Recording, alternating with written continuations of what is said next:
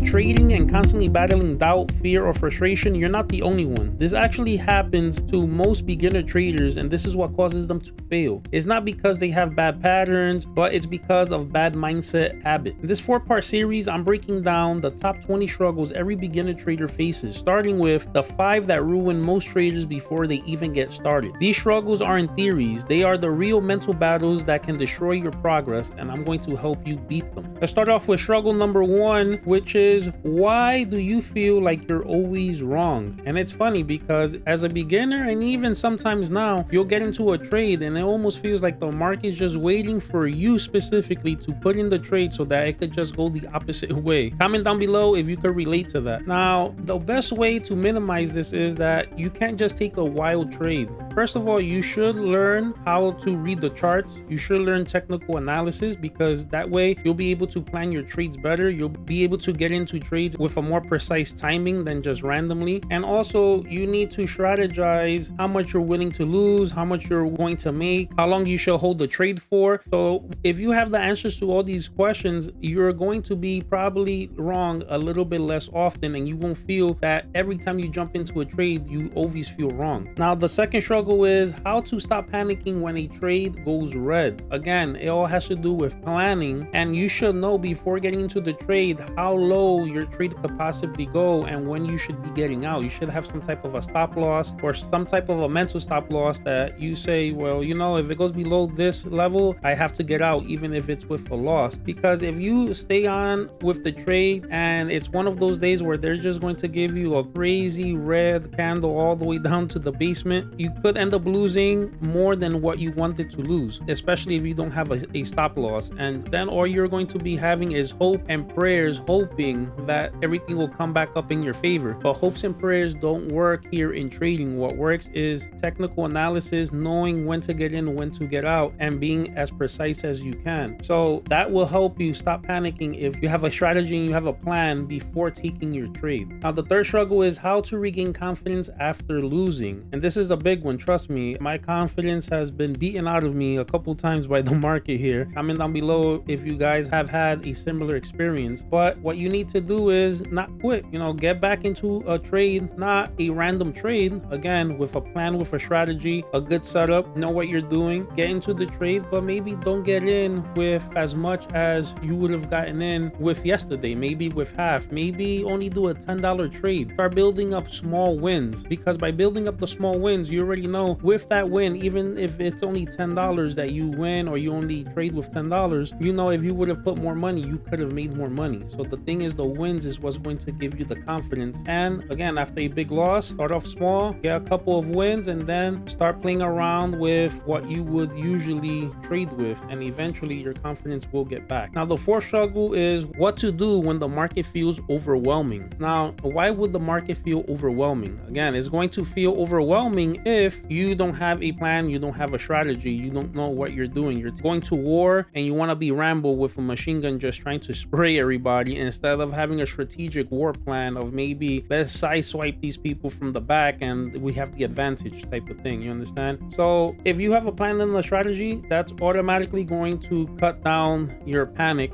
by a lot. Another thing is you need to make sure that you're using money that you could afford to lose. If you're using money that you need to pay your rent with, that you need to eat with, of course you're going to be feeling overwhelmed. Another thing is maybe you're doing way too many trades, and doing a lot of trades doesn't necessarily mean you're going to be more profitable. What's going to make you more profitable is taking the right trade. Sometimes all you need to do in a month is take 3 trades because that's all the market gave you. Me doing 30 trades, I just have a higher risk of actually losing money. So if you're feeling overwhelmed because you're taking too many trades, again, take the approach of maybe just trading with $10 just so that you could be in the market, but it's nothing big that is going to give you a heart attack if all of a sudden you lose the $10. Now, the fifth struggle is how to stop revenge trading. And trust me, I've been there before. Again, guys, comment down below if you've had revenge trading episodes. Tell me one of your worst stories. But with revenge trading, you probably put in a trade and you probably put in a little bit too much than what you should have. All of a sudden you lose it, and now you're trying to regain that money that you lost as fast as possible. So you try to jump jump into another trade and maybe even double down, thinking like, okay, I'm gonna get them now, and then all of a sudden you lose that one again, and then you go in again and you try to triple down. Now